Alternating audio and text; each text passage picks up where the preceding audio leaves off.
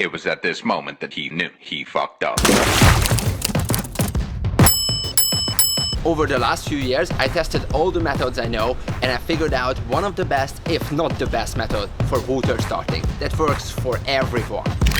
Even if you had bad nutrition or bad experience in the past, you can use this and get there super easily. I'm going to share with you the last water start tutorial you will ever need to watch.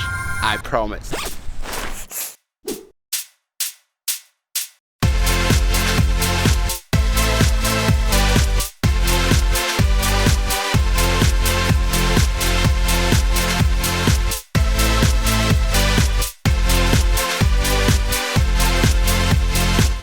Step 1. We need to be on the same page. So tell me, how do you create power on a kite? 80% of the people will answer this question with, I'm gonna pull the bar. Which is wrong. Pulling the bar itself won't create too much power. To get the real power, you have to start moving the kite. In sailing or in windsurfing, the only way to get more power is to sheet in the sail more into the wind. However, in kitesurfing, we can move the sail, which carries a way bigger potential. Here is my all-time favorite analogy to understand all this. A car, automobile, vehicle, the one that has the manual transmission. That one has a clutch. Your clutch is basically the bar. When you push the bar away, it's just like when you push the clutch in. And when you pull the bar is when the clutch is up. Simple, eh?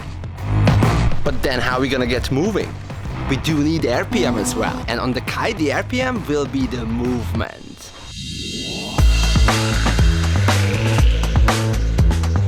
There are 3 ways to generate more power on the kite. The first one is to pull the bar. Obviously, to get the power out, you have to do this. So we're gonna skip on that. The second one is to steer, right? The harder you steer, the more power you're gonna get out. But wait a minute. What if I just steer like this and then back? My kite won't even move. So the third aspect is the time you spend steering. So the longer you hold the angle, the more you will allow the kite to dive into the power zone. Did you notice that if you use the clutch with too little RPM, it's called you stall the car? Pretty much the same if you pull the bar in when the kite is staying low in the edge of the wind window. You will create a backstall. Water start will look like this. Step 1. You put on the board. I don't really care how you do this, it's really your business. Once the board is on, I want you to do the following. Pull the goddamn bar. You don't have to lock it down because that's something that you don't want to get into, but you need the tension. And you will have a very direct feeling of the kite because you pull the bar. It will stick you to the board. Step 2. Body position. Get small. The smaller you are, the better.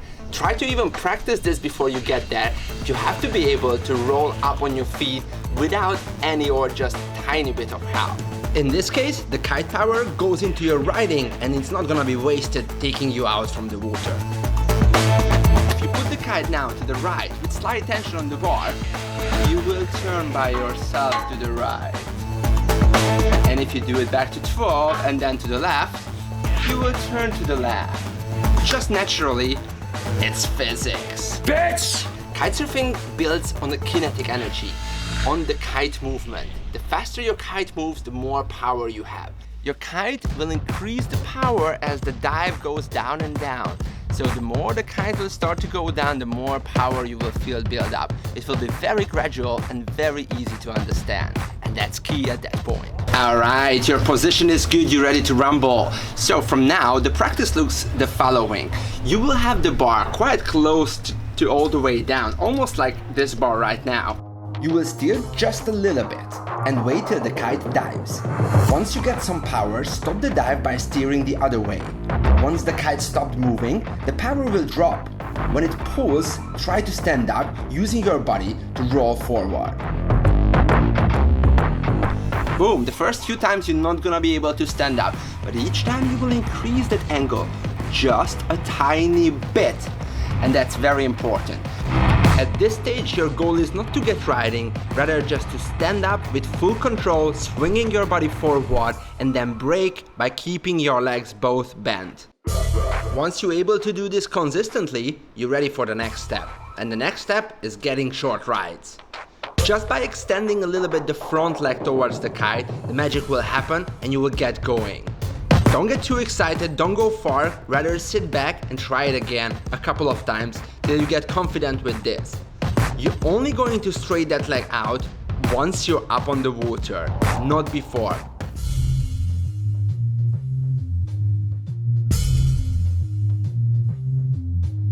If you increase the angle twice as much, just like from here you go to here, you will get 4 times more power.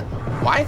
Because it's exponential. So just be very gentle with that power and let's say only add 10% at a time to that more steering. Really. That will bring you there, that your control will be super direct. You will understand the power because it builds up nice and gradual, and your water start will be elegant and smooth.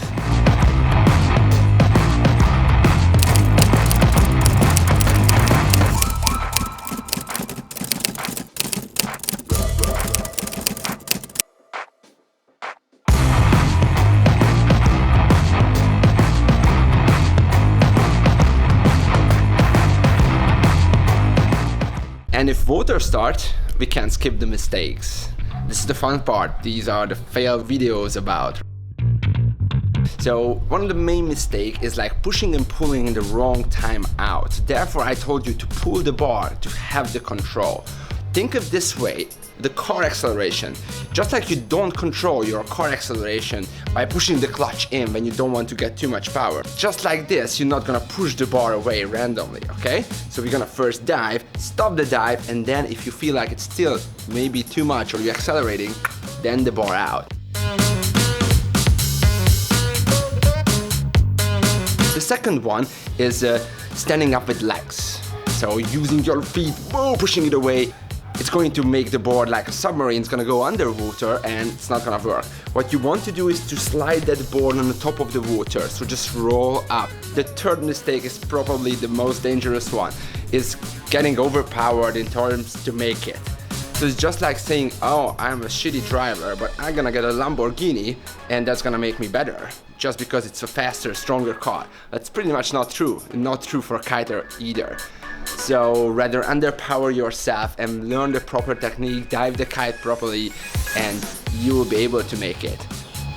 I used this with the people who were the most afraid, the most hectic, and they all made it just because they gained control and everything was just like doable and slow and gradually building up. And by the time they stood up 5-10 times, they will be able to stand up and turn the board.